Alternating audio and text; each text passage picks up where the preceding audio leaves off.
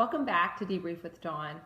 Let's take today to really think about something that sometimes we don't want to think about. Let's talk about our weaknesses.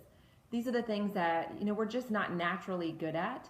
And there are different categories of weaknesses that we each have. So I would encourage you today to take out a quick pen and paper and to jot down what you think are your top 5 or 7 weaknesses. Things that you don't like to do, you don't feel comfortable doing, that you tend to put off, things that you just know you're naturally not gifted to do.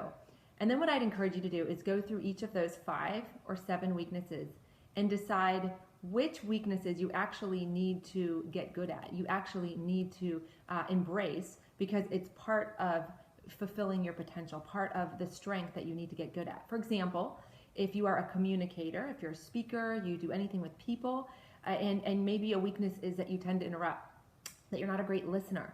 That would be a weakness that you are going to have to just get better at. You're going to have to embrace and get good at and create a plan to become better as a listener so that you can actually fulfill your calling and your potential as a communicator.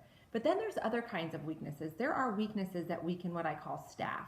And what that means is these are weaknesses that we can delegate, that we can actually find someone else to do. Now there's a third set of weaknesses, and these are weaknesses that we actually should be and could be staffing. These are areas where we're not strong. There's really no reason to become strong in them. They aren't necessary to our overall strength and our talent and our passion. So we should be staffing them, but we don't have the resources, the people, the money, the time to staff them. So temporarily, these are weaknesses that we are going to have to get good at until we have the resources in place to staff. So today I encourage you to take a moment to glare right into the face of your weaknesses, write them down, establish what they are, and determine which ones that you have to get better at because they are necessary to your overall strength, to what you're going to do with your life, to what you are doing.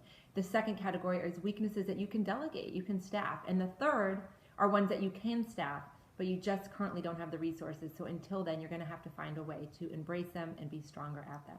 Thanks so much, and I look forward to next week with Debrief with Dawn.